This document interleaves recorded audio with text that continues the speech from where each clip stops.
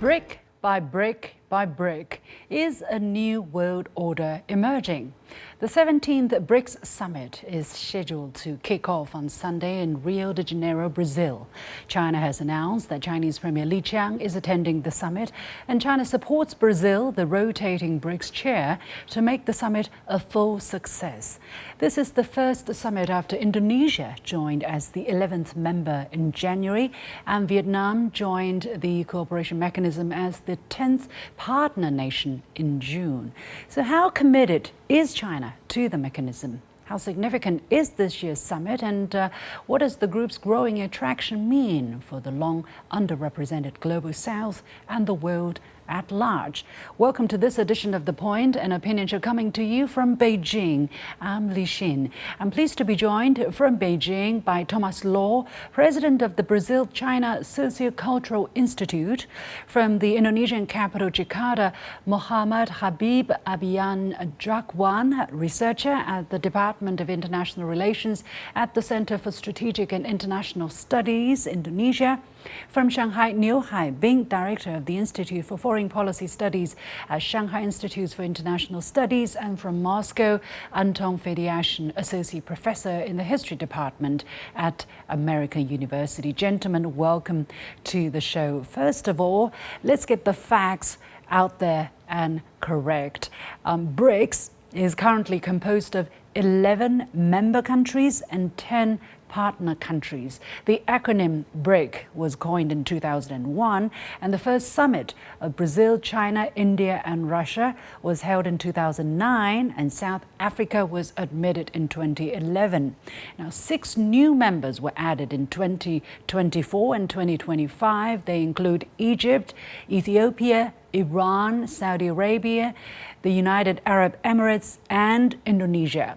In October 2024, 9 partner countries were announced. They are Belarus, Bolivia, Cuba, Kazakhstan, Malaysia, Nigeria, Thailand, Uganda, and Uzbekistan.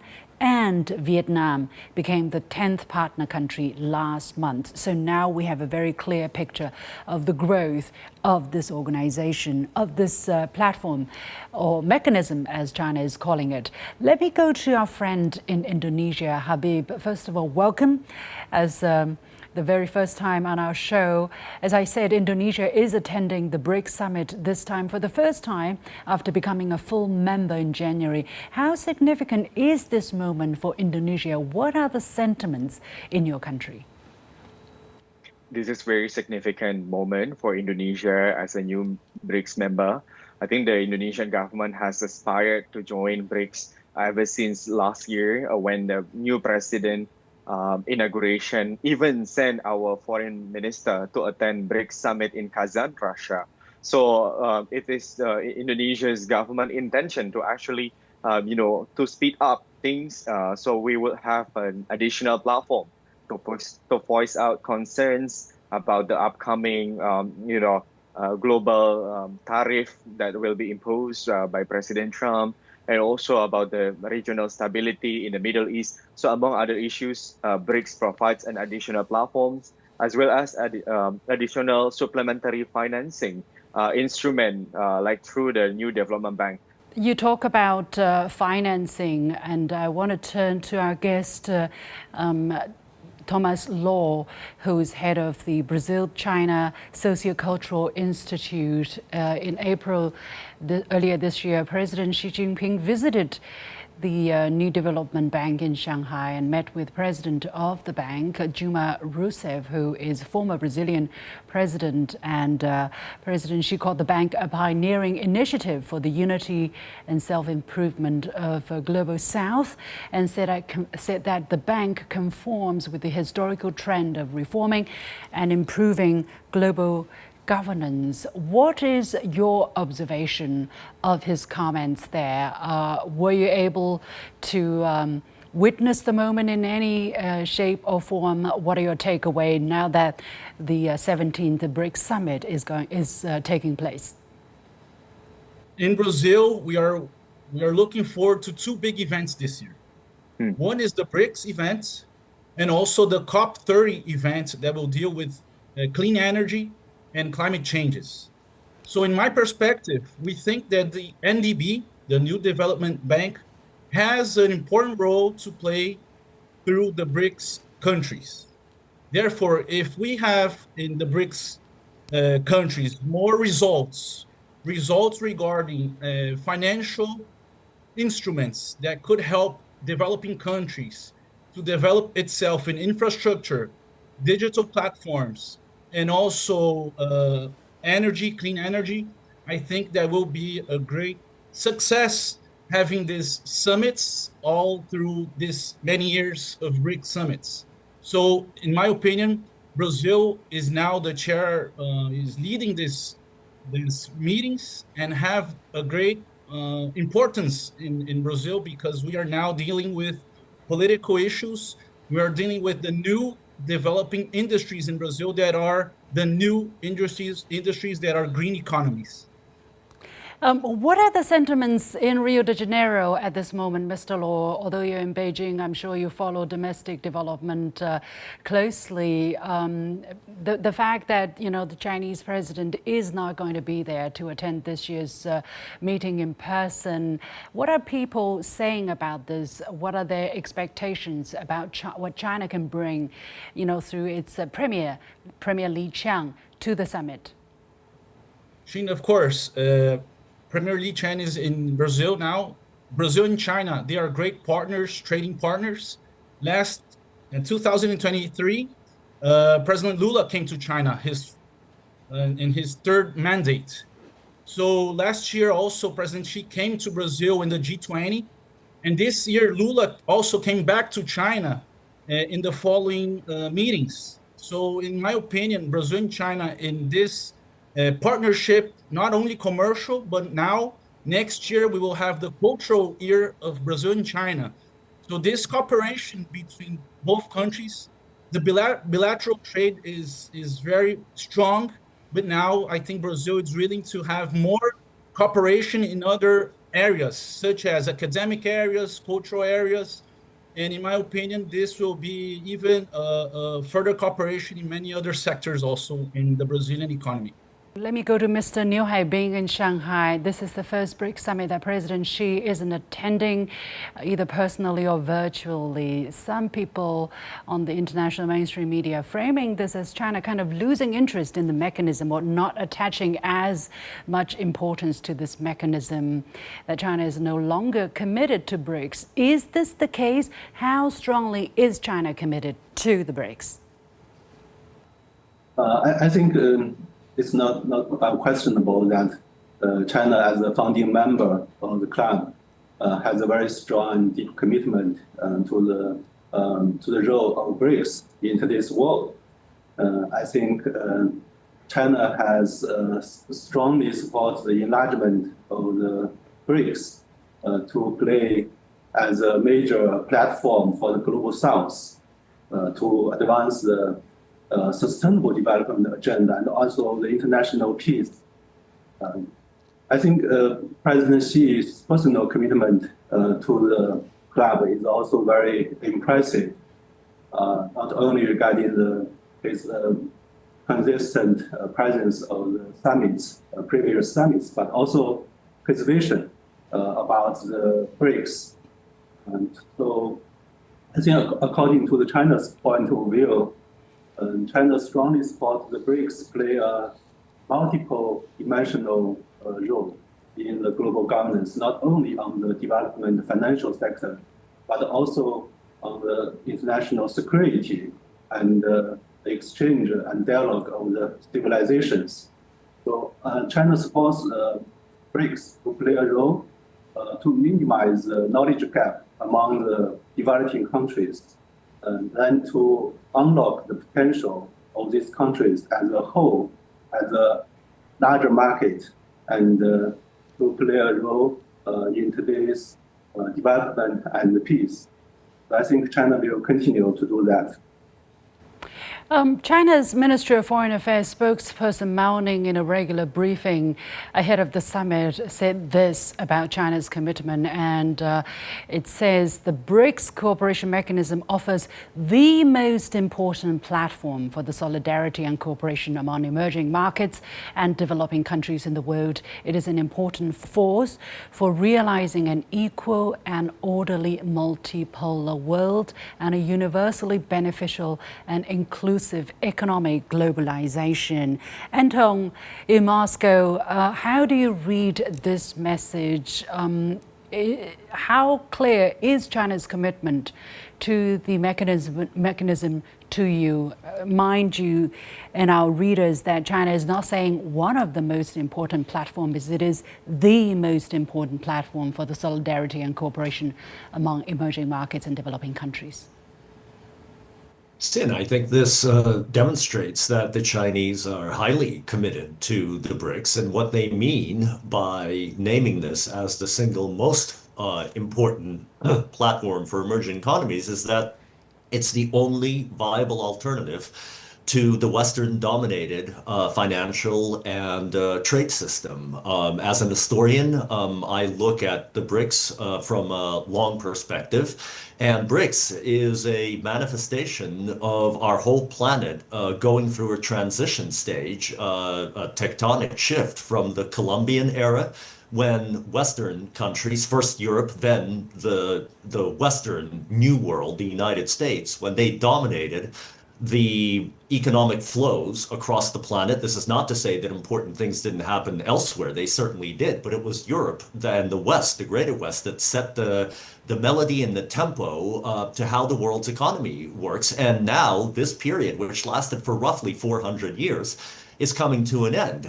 We are still living within a financial and trade system that was constructed and dominated by the West. The rules were set by Western states, and now the BRICS are the only viable alternative because they contain such powerful economies and such a large percentage of the world's population compared to the G7 states, by the way.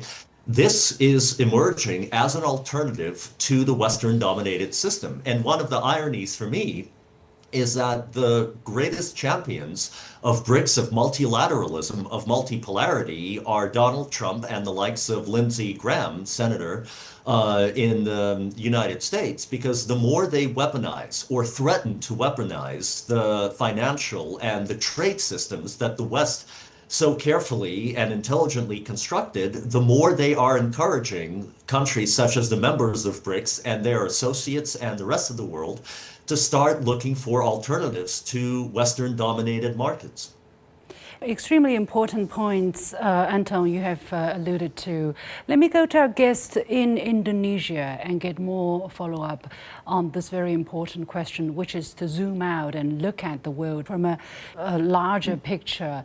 Habib, in Indonesia, are people seeing the development of history in this light, the sense of history that the world is really looking at, the struggle between two different kinds of options? One is the maintenance of the order, where the rules have been made by largely Western powers, whereas now this group of emerging countries trying to say, hey, we want to have a say too, and we want to unite and be a force to reckon with.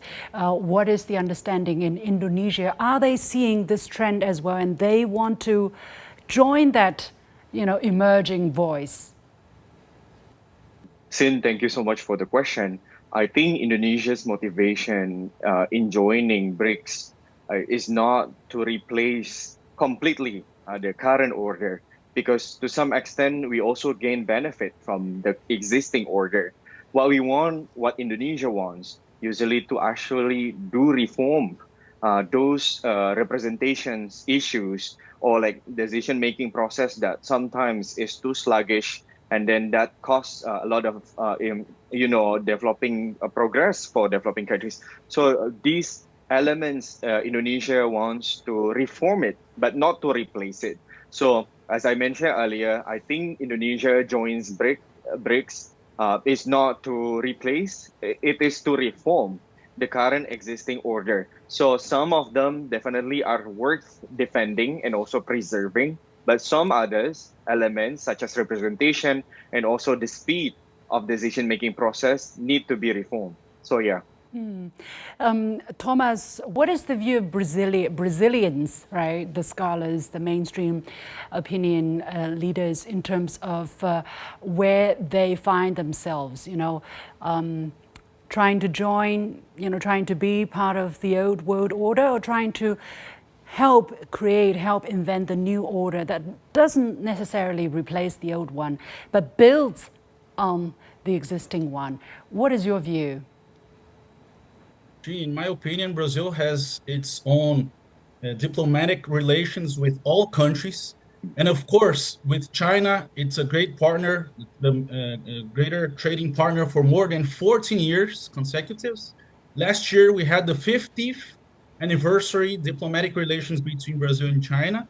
So in my opinion, BRICS is a special platform for big discussions such as global governance and multilateralism.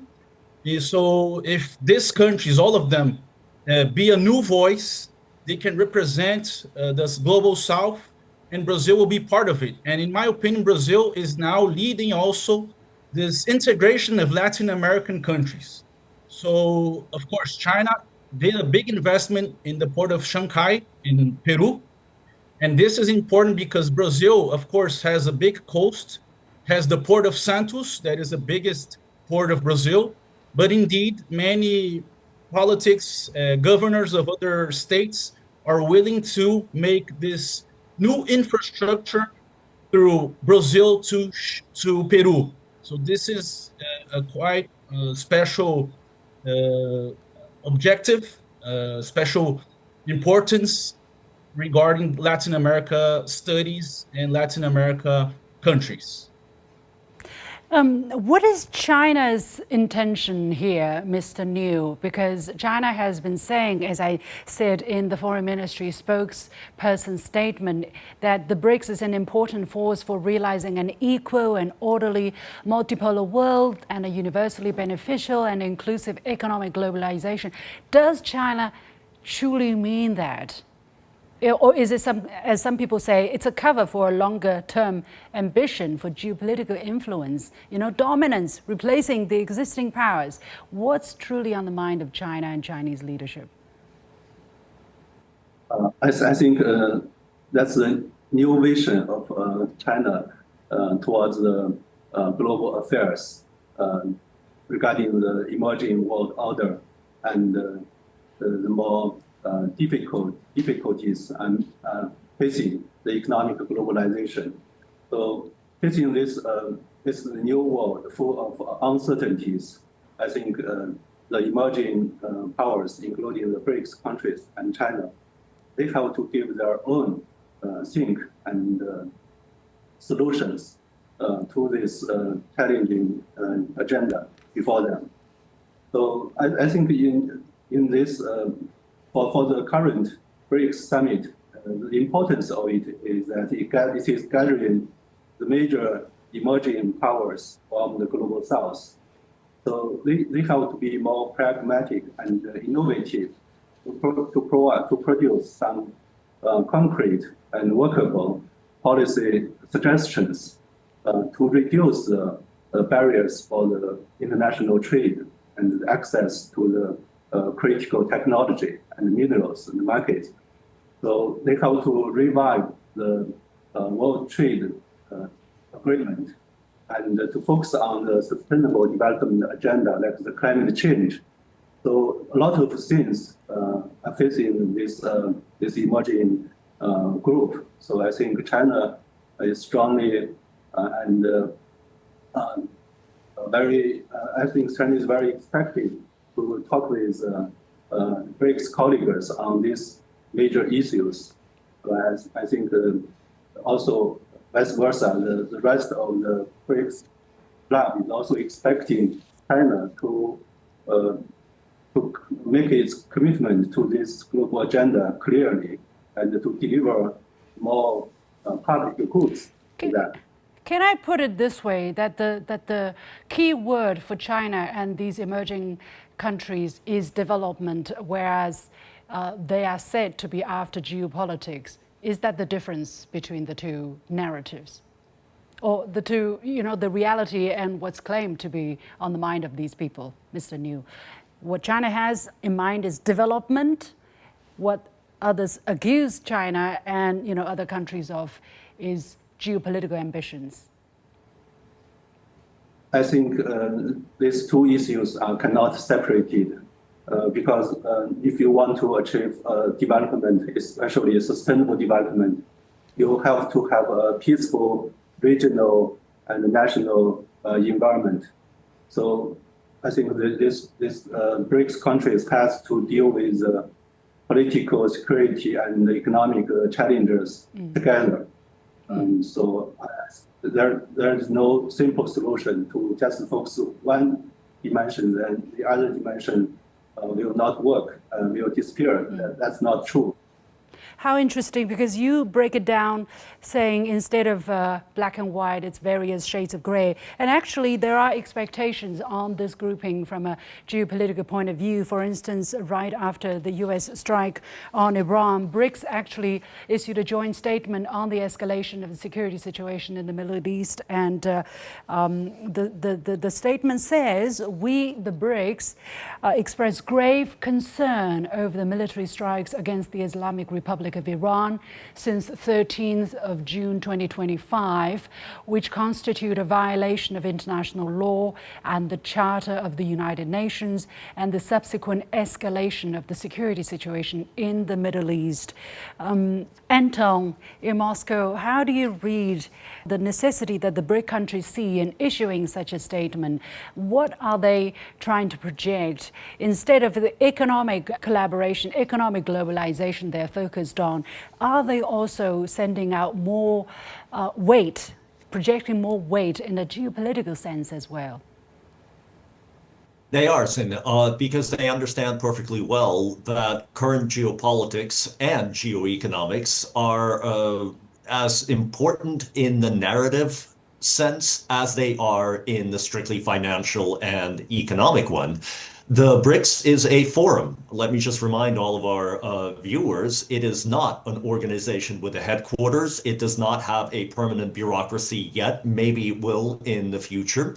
But it is a forum. It is a discussion space. It has, for the most part, stayed away from acute geopolitical issues and strong statements about it. But it also needs to position itself as a place of dialogue where all issues of the world can be discussed, not just development, but also geopolitics. Because as my colleague in Shanghai just correctly noted, they are inseparable. They're very closely connected. They were, especially during the Cold War, by the way, when development theory was worked out in the United States, specifically in the 1960s, as a way to challenge and oppose Soviet development theory, which was conquering the third world in the 1950s and 60s. So the BRICS are making statements in order to make the global South understand that they have potential partners. They have a platform where they can bring their geoeconomic and geopolitical issues,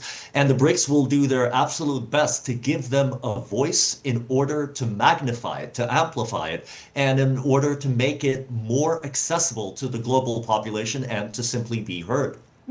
Anton, do you foresee that, right now there's not so much talk about BRICS on the mainstream international media? This term has, since its inception, pretty much be underrepresented, underreported, if I can say. But do you see BRICS continue to emerge? And do you see a point where people are like, this is dangerous, there's, a potential threat posed by the grouping of these countries in the near future? Sin, absolutely. And I think you point to a very interesting phenomenon in the West, especially in the United States, which is this combination of denial, of the refusal to cover BRICS summits on major media platforms. But at the same time, when you listen to statements that, for example, the American president, Donald Trump, makes about countries switching to trade in their own currencies and bypassing the dollar, he has publicly and openly threatened them with retaliation by the United States. Lindsey Graham, again, the senator from South Carolina, is talking about implementing sanctions on countries that buy Russian energy. Right now, which essentially means the United States declaring war on China, India, and by the way, if they actually stick to what they're threatening, that would include Europe, although they will probably get some kind of carve out. So look, there in the West, there is this combination of denial about the seriousness of BRICS and at the same time threats coming out. If BRICS actually begins to fulfill what it was created to do, which is to simply give countries alternatives to a Western-dominated financial and trade system. And that's the way the West is rolling. Unfortunately, the more it ignores and threatens, the less constructive cooperation there can be between the major Western economies and the BRICS members. Thomas, finally, let me go to you before I wrap up. What tangible changes can you point to? Because you you brought a delegation to the New Development Bank and met with its president, Dilma Rousseff. What tangible benefits, what tangible changes this mechanism has been bringing to people in Brazil or Latin America, which points to a future where this trend is going to continue and intensify? In my opinion, the NDB already, they are doing a great job through also helping the Brazilian banks to leverage some of the opportunities in Brazil. You have the example of the Bank of Minas Gerais. It's to leverage entrepreneurs. And the Bank of NDB also is helping them. So they're also helping, for example, the disasters, natural disasters that happened in the south of Brazil. And this is one of the main objectives of the bank, is to help developing countries and emerging economies. Finally, in one word, Liu Haibing, despite the difficulties, the ups and downs, the turbulences we're seeing in the Middle East, is China going to stay committed to BRICS? Yes or no? I think yes. With hesitation or without hesitation? Without hesitation, Without yes. hesitation. Okay, we don't have the time to elaborate, but I think that is very obvious. We are going to leave it there. Thank you so much to my guests, Thomas Law, President of the Brazil-China Sociocultural Institute, Mohammad Habib Abiyan Jakwan, researcher at the Department of International Relations at the Center for Strategic and International Studies in Indonesia, Liu Haibing, Director of the Institute for Foreign Policy Studies at Shanghai Institute for International Studies, and Anton Fediashin, Associate Professor in the History Department of American University. Thank you so much for joining us. And with that, we come to the end of this edition of The Point with me, Liu Xin. As always, you can follow me on Facebook and X using the handle Liu Xin in Beijing. On behalf of the whole team, thank you for joining us. You've got The Point.